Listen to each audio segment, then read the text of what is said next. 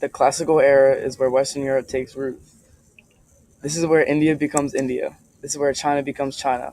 Later on, areas like Africa, the Middle East, and Americas. This, er- this era really deals with classical civilizations and trade between them and what goes on along with that. A major change in the classical era was the development of states and empires. During the classical era, many people would form civilizations because of newly found pastoralist way of life. Before that, empires, let alone civilizations, weren't even a thought. The number and size of key states and empires grew dramatically by imposing political unity on areas where previously there had been competing states.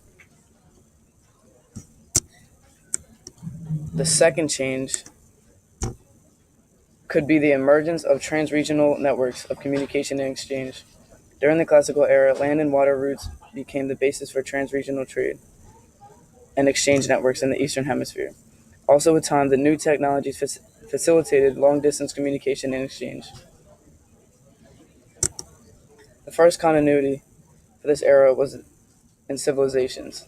The continuity was that there was a big divide in the elites and everyone else. It was that way and it's still that way. That is a big continuity because that divide caused many problems in the future and is still somewhat causing problems. The second continuity is patriarchy throughout the whole era. Throughout the whole era to today's date and age, kings and queens led civilizations and empires. And a causation was that imperial decline and collapse during this period was an overexpansion of territory. During the classical period, power was defined by land, so empires and states focused on accumulating and controlling as much land as possible. While this strategy initially contributed to the power of states, it ultimately led to their decline, as, that, as the expanse of empires began too much for the states to control. Hello, AP McLeaners. So we have a few turning points in this classical era. The the first turning point is the start of all the empires. So you had the Mauryan Empire, the Gupta, the Qin Dynasty, the Han Dynasty, the Greek Empire, and the Persian Empire. The Mauryan Empire was in India and it originated around 321 BCE.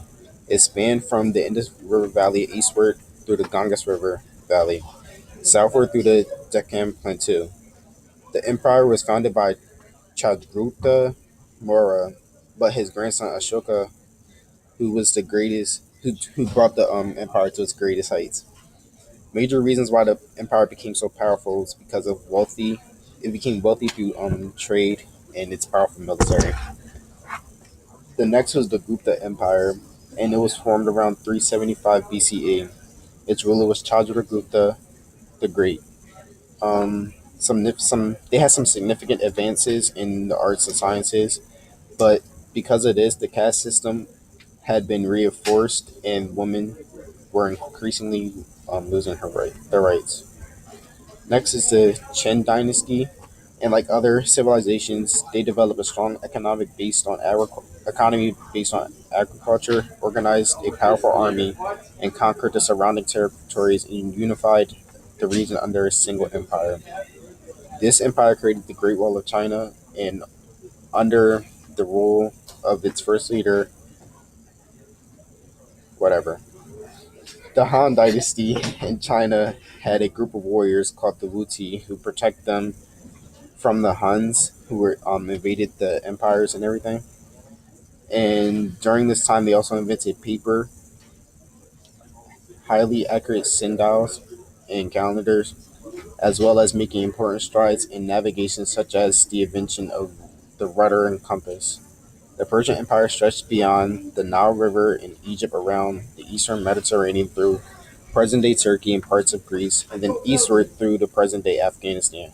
On account of all the empire, they delegated local administration of their provinces or strategies to important people in the provinces. As long as the governor paid his taxes and contributed soldiers to the great king when requested, they were allowed a wide range of self governance. And finally is Greece. Because their land was mostly mountains, there wasn't many agricultural like development, and that's pretty much it. The next turning point, sorry, was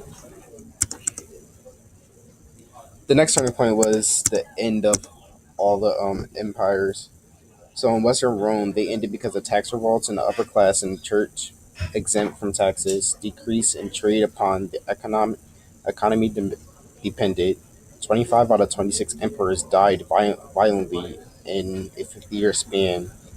Division of empire weakened the western half, unable to defend against migratory invasions of the Goth and Huns. The Gupta, they collapsed because they didn't have enough taxes for military defenses. Land divisions increased power and powerful official unable and they were unable to defend against the White Huns. Han China officials were exempt from taxes, difficult to collect from peasant populations.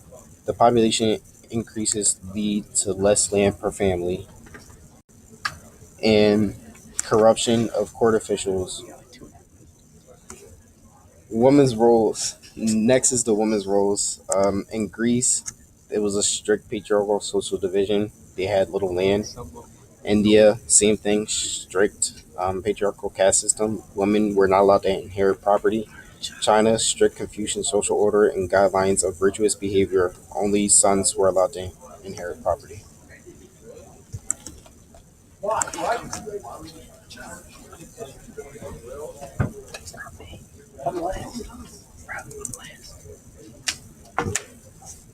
All right.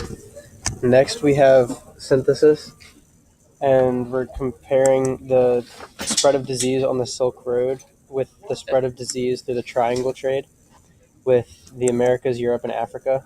The Silk Road spread the Black Death to Europe and killed off almost a third of the entire European population. And the triangle trade brought diseases such as smallpox to the Americas, which killed off a lot of the Native Americans because they had not developed immunities to the new diseases. They both caused mass deaths in the specific regions that were newly exposed to the disease. And then next we have a comparison with the women's rights in Rome and China. So in China, women were forced into arranged marriages, and they were forced into things called foot binding to make them more attractive for the males. And in Rome, the women could own businesses, and they could sometimes be priestesses or nuns, so they were involved in the religion. And some of the similarities were both upper class women were literate and educated, and neither women were allowed to be citizens.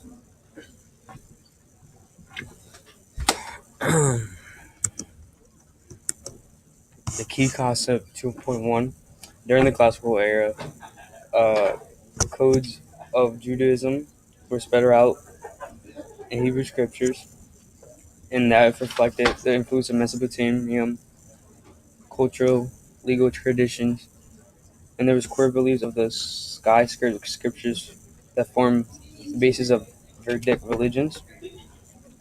New belief systems and cultural traditions emerged and spread, often inserting universal truths such like Buddhism, Confucianism, Christianity, and belief systems affected gender roles in Buddhism, Christianity, and other religions. And 2.2 concept, empires grew, like the Persian Empire, East Asia, the King Han Empire, and a lot of central governments. In 2.3, there's a lot of trade, new land routes like the Silk Roads and new ships and technologies spread around the Middle East.